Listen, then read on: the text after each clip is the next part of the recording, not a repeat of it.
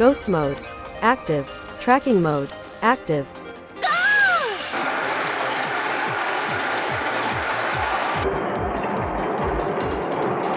ストップ。この差なら割と順当では？でもさ、ノーマル B がロング C より遅いってのは、どうなん？なんででしょうね。これじゃ、考察用のデータが足りないな。ピンポン。本動画は高画質でお楽しみいただけます。画質の設定を変更して、見てね。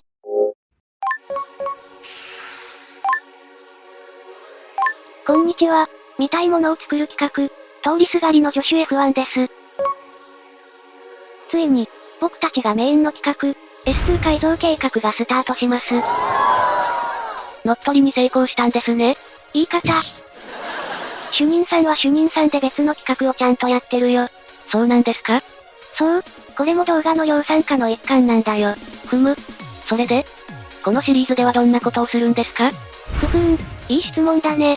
このシリーズは、今までの動画で色々放置してきた、ミニ四駆の謎を少しずつ深掘りしようと思ってるんだ。ほうほう、それはいいですね。だっしょ？そしたら主任さんも、欲しいデータがある、って言うから、実験や検証なんかも含めて新しいシリーズを新設したってわけ。ほうほう。それで？そんな理由で、記念すべき第1回は、ローラーベース。ローラーベースとは、ミニ四駆における前後の、ローラーの感覚のこと。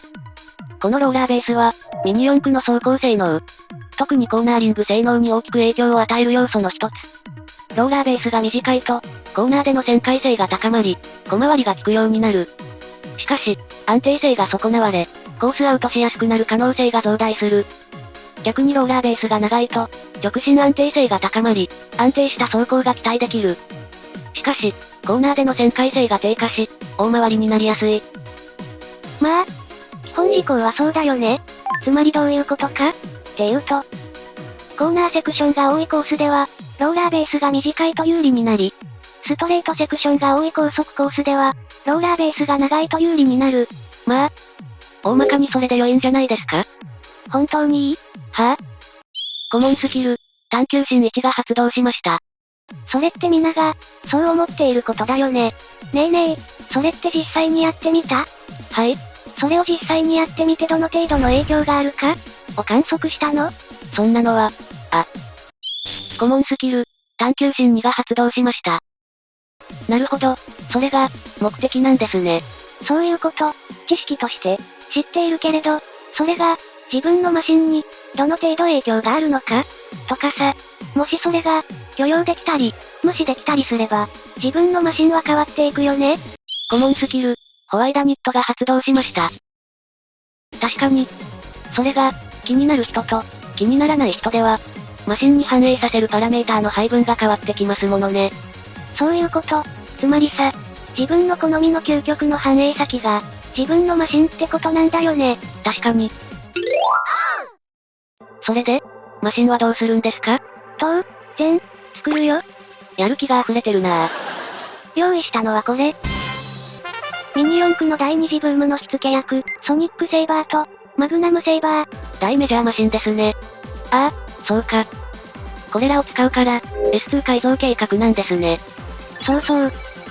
コーナリング性 5、安定性4、拡張性 4.5、メンテナンス性3、合成3、加速性5、全長 150mm、全幅 97mm、ホイールベース 80mm、トレッド 64mm、重量 115g、地上高 5.3mm、タミヤのミニ四駆シリーズの中でも非常に人気の高いシャーシの一つ。コーナリング性と高い拡張性と加速性が特徴。ターン式スイッチや2点固定式リアステー、バンパー合成を強化し、拡張性を高めた。ビス止め式のギアカバーを実践装備。豊富な取り付け穴やビス止め箇所があり、様々なパーツを取り付けてセッティングの幅を広げることができる。サイドローラー付近をごっそり削っているのも特徴で、それを補うために AO パーツが出てたりするね。なるほど。初心者から上級者まで幅広く使えるシャーシ。S2 シャーシの初出は、2010年12月の、マグナムセイバープレミアム。つまりこれですね。メイン企画をやりたかったからね。前に各シャーシのデータを見せてもらった時に、これだ、って思ったんだよ。レッツゴー系やダッシュ系が、プレミアム、として多く販売されているのも良いし。S2 シャーシは、実は MS シャーシよりも新しいってのもグッときたんだよね。なるほど。多く販売されているなら、実験や検証結果も利用価値が増大しますね。初心者も復帰勢も、ミニ四駆沼に引きずり込むにはベストなシリーズですね。合ってるけどさ、その言い方ってどうなのよ？間違いはありませんが。まあ、いいか。それに、どうせ、MS シャーシは、いずれ主任さんがやるからさ。ああ、なるほど。確かに。あれは主任さんが好きそうですもんね。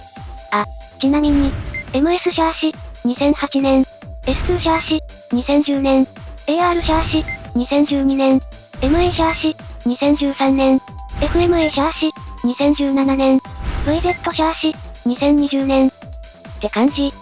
なるほど。ミニ四駆ってホビーとしての息が長いんですね。やっぱり、一大ホビーだからね。じゃあ、早速ベースになるマシンを作っていこうよ。僕がソニックね。よ。 3, 2, 1, go.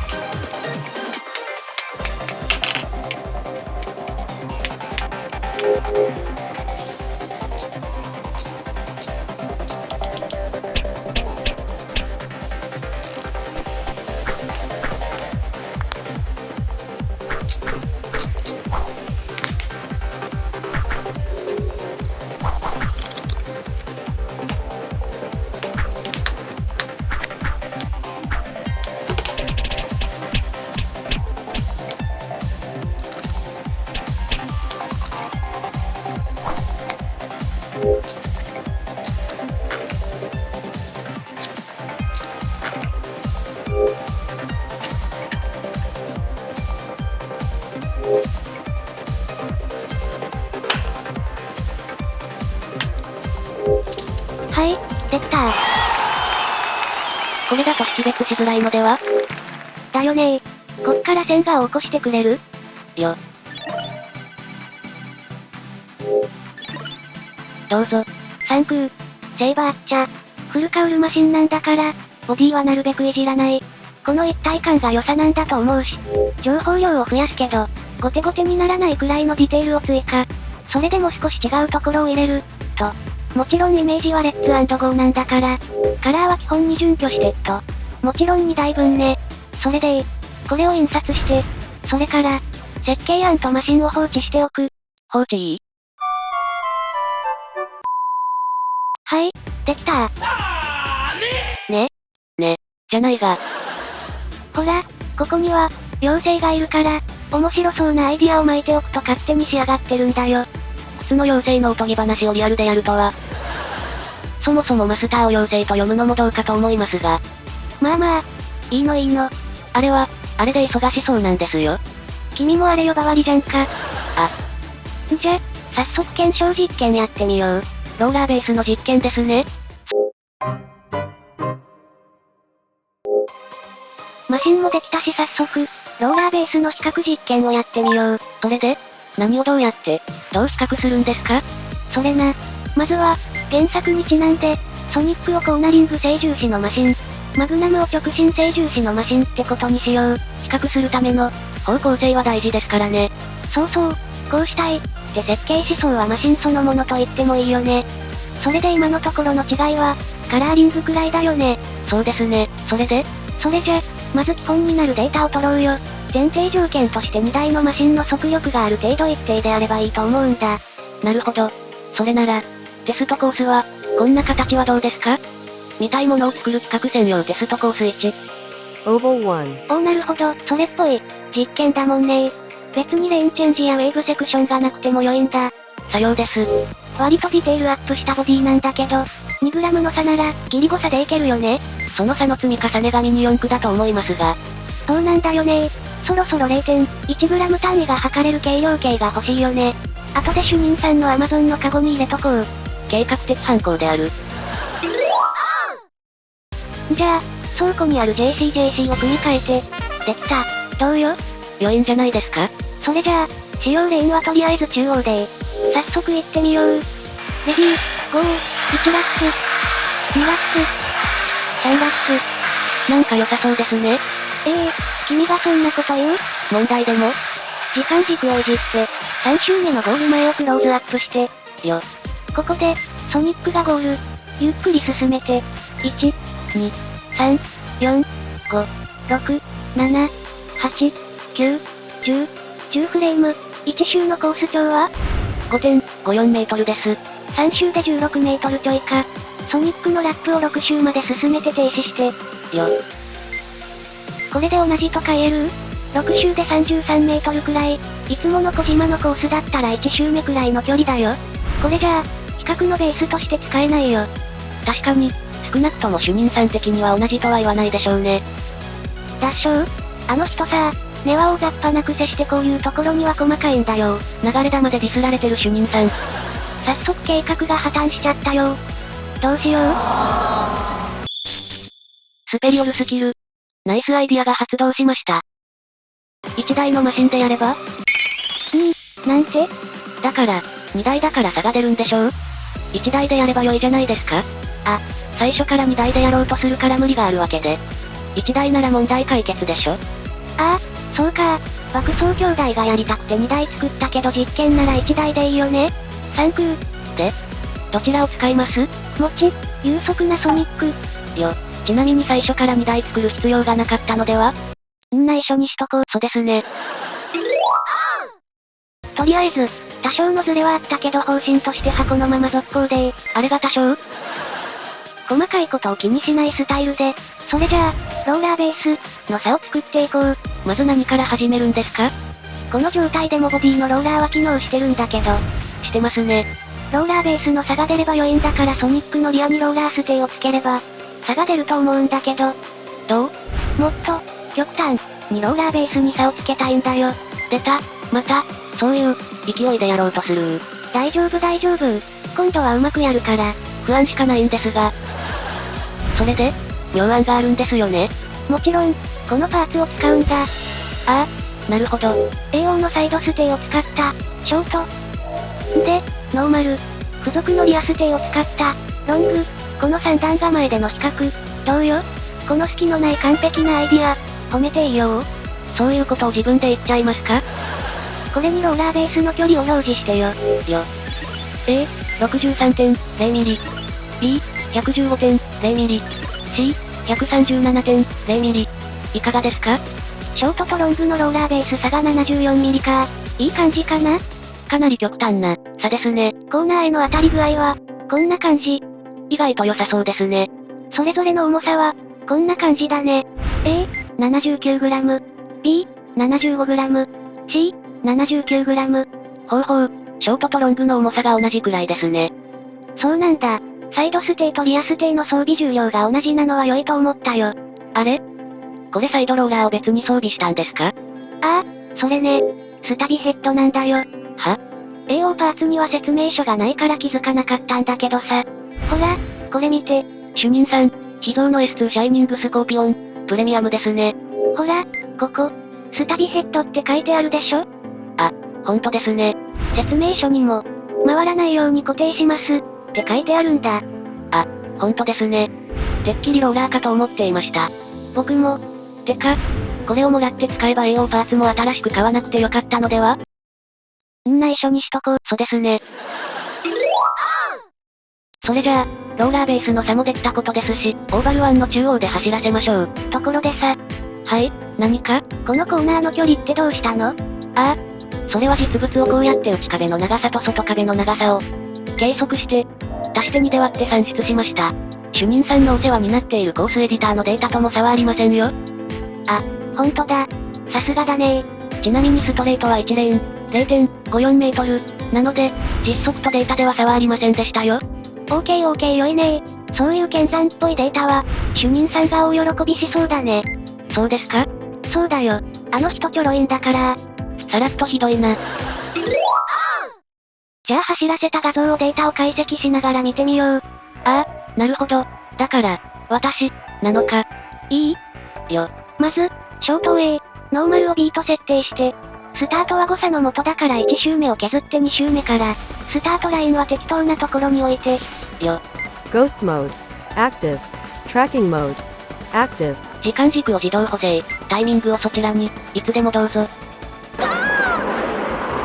いい感じだね。へえ、ショートの A の方が有速なんだね。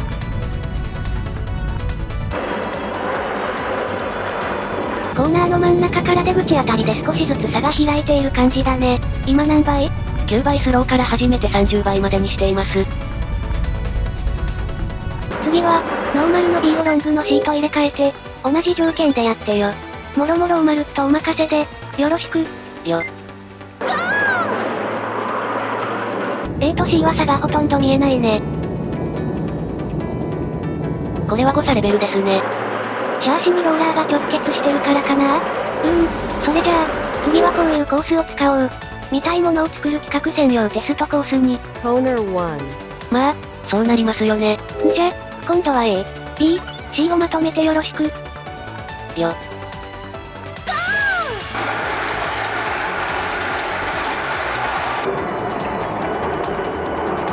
ストップ。この差なら割と順当では？でもさ、ノーマル B がロング C より遅いってのは、どうなん？なんででしょうね。これじゃ、考察用のデータが足りないな。じゃあ次、見たいものを作る企画専用テストコース3。Coner. まだやるんですか？そう言わんと、これだとストレートとコーナーの距離比が3倍あるからこれならローラーベースの、旋回性、ってのが見えると思うんだよね。で、本音は？これが環境の限界だった。見切れてますね。これでも頑張ったんだよ。補正とかよろしくね。ノープロブレム。そう？じゃあ、全部まとめて、同じ感じでよろしく。よ。おお、良いねこんなに差が出ますか？面白いのは、ここで B が C より有速ってところだよね。コーナーリング性ってさ、一方向じゃなくて、切り返し、にその真髄があると思うんだよ。僕はね。ふむふむ。推論としては、コースの壁から離れていられる時間が長いんじゃないかな？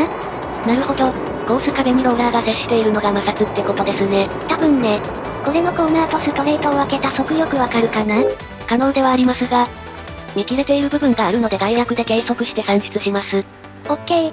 じゃあよろしく。カーブセクション中央部16枚で 6.768 メートル。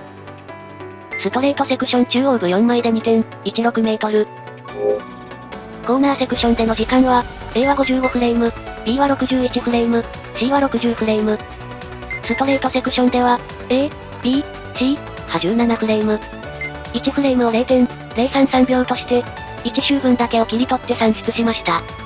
あくまでも測定値なので参考程度にしてください。そんなに念を押さなくてもわかったよ。大事なことですよ。細かいなぁ。それぞれを時速に直して、いい感じに四捨五入して。よ。いかがですか？うへへへー。どう思う？概略にしては、大変よろしい結果かと。だよねー。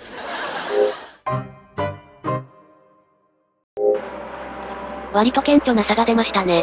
だねー。カーブの連続だとちゃんとそれっぽい数字が出たのは良かったかな。早速これの結果をまとめて主任さんにレポートしといて。あ、それと費用計算もして請求先は主任さんね。無駄に買ったパーツの分とかもですか？無駄とか言わない。大丈夫大丈夫。いつか役に立つから。よ。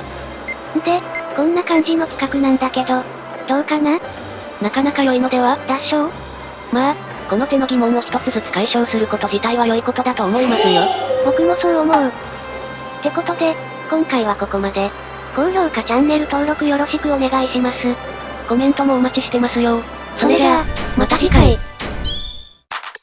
ミニ四駆、作って走らせようぜ。S2 で実験してみ。今回のおまけコーナー、始まるよー。え？これもやるんですか？当然、動画の副産物があるんだから紹介しておかないと。必要ですか？だってさ、これを君のフォルダにしまっておいてもほとんど使わないんだよ。まあ、中間素材みたいなものですからね。これを有効活用して誰かのミニ四駆が楽しくなるなら超良くない？そんなもんですか？そんなもんだよ。ってことで、今回のおまけコーナーは、本編で作成したソニックセイバーの線画とデカール、レターサイズ、です。塗り絵とシールですね。言い方リンク先のデカールのデータ、PDF、と配給パーツさんの用紙を印刷屋さんに持っていけばプリントアウトできちゃいます。手差しのレーザープリンタでしたっけ？そうそう、そういう機材も欲しいな。夢は広がりますね。だよね、頑張ろうね。いつものように概要欄のリンクから PDF がダウンロードできます。興味がある方はダウンロードしてご使用ください。デカール用紙の Amazon アフリリンクも貼っておくのでよろしければご利用ください。ご利用ください。おや？これソニックなんですね。同じセイバーなのでは？そう思うでしょ？ぐへへへへ。ほら、左がソニック、右がマグナムね。シャーシの色とボディの元色くらいしか差が。どう？ウィング形状が違う？正面からだと、わかりやすいよね。ちゃんと、差があるんですねこれ。ステッカーだけ違うってよりも、良心的だよね。主任さんに言わせれば、小さな差を改造で際立たせる工程がエモいって言ってたけど、よくわかんないね。すごくいいそう。まあ、マシンを作るって意味ではそういう、縛りは面白いと思いますよ。そんなもんかな？さあ、私には、わかりませんが。ってことでこのシリーズでは、放置してきたミニ四駆の疑問ってやつをどんどん実験していきますのでお楽しみに。まあ、ほどほどに。では、また次回。見たいものを作る企画。